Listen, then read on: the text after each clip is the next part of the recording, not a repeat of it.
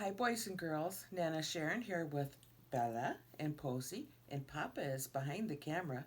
Today I want to read you a story, so let's sit down, fold our hands, and get ready to listen. This little golden book is Walt Disney's Mickey Mouse and the Great Lot Plot.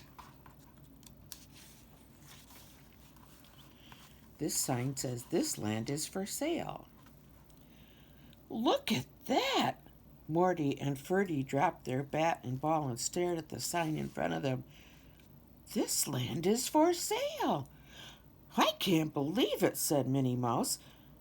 This is the only vacant lot left for blocks around. Maybe whoever buys the land will let children play here, Mickey Mouse said hopefully.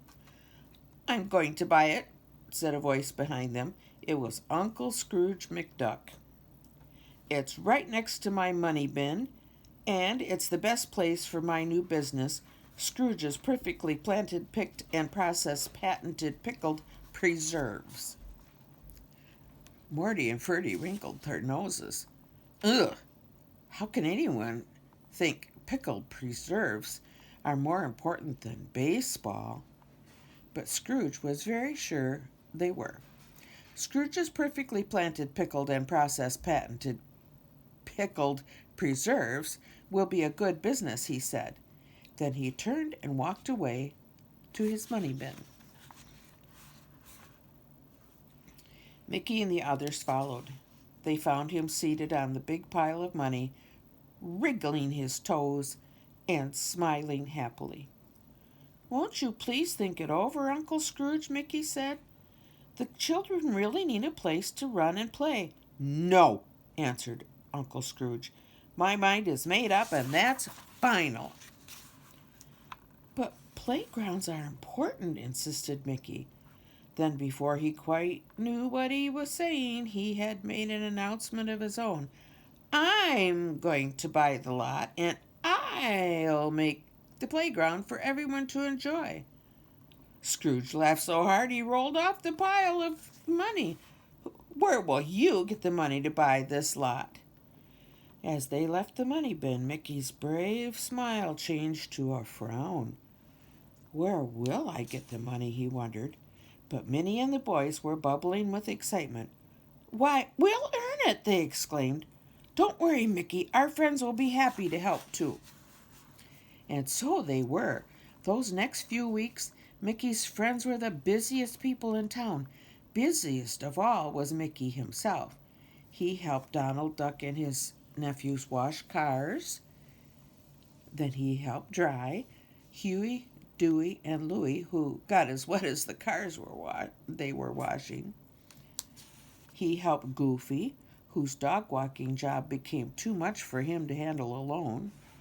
He helped Marty and Ferdy sell their pies and cakes that Minnie and Daisy Duck baked. At the end of the month, Mickey counted up all the money that everyone had earned and had given to him. It came to exactly $500. That wasn't much, and Mickey was worried. The next day he went to see Uncle Scrooge. I'm very sad, he said. Altogether, we've only been able to earn $500. Uncle Scrooge, and I know that isn't enough money to buy the lot. You certainly can pay much more for that. Too bad, Mickey, Uncle Scrooge said, smiling. Looks like the lot will be mine. It's sure a perfect place for my new pickled preserve factory. Later that day, Scrooge walked happily down the street and stopped in front of the empty lot. Hi, Uncle Scrooge. There were Morty and Ferdy. Got any jobs you want done? Certainly not, snapped Uncle Scrooge.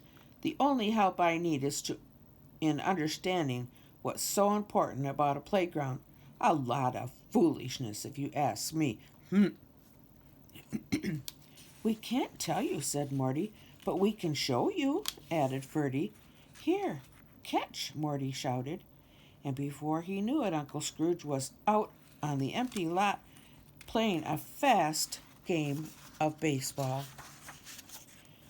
It was nearly dark when the three finally sat down to rest. Well, Uncle Scrooge, said Morty, now do you see what's so great about a playground? Uncle Scrooge was puffing so hard he couldn't answer them. The next day the boys were waiting when Uncle Scrooge came down the street. Tag! Shouted Morty. You're it! Yelled Ferdy, and before he knew what had happened, Uncle Scrooge was chasing the boys across the field. You can play all kinds of good games on the playground, said Morty when they stopped to rest at last. Uncle Scrooge humphed. This time he was so tired he fell asleep right there under a tree, and while he slept he had a very strange dream. It was like no dream Uncle Scrooge had ever had before. The next day, Mickey and his friends watched the owner of the land put up a new sign on the lot. It said, Sold to Scrooge McDuck. Everyone groaned. Everyone, that is, except Scrooge. He was overjoyed. As they all turned to leave, their faces sad, Scrooge shouted, Wait here a few minutes. I have a surprise for you all. Soon workmen began to arrive. They lifted swings and slides into place. They started to dig a swimming pool in the corner. They marked the lines for the baseball diamond. Scrooge just stood there and grinned, while Mickey and his friends gave 3 tremendous cheers. Uncle Scrooge, Mickey asked, how can we ever thank you enough? We're awfully glad you changed your mind. Now we can buy uniforms for all the baseball team using our $500. The day of the first game in the new park finally arrived. Uncle Scrooge was given the honor of hitting the very first pitched ball. Hurrah! The crowd cheered as the ball soared into the air. The cheer was cut short by the tinkling of glass. The ball had crashed through the window in Scrooge's own money bin.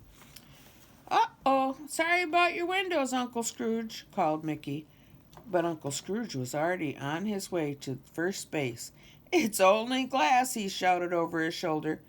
But did you see that? I do believe I hit a home run.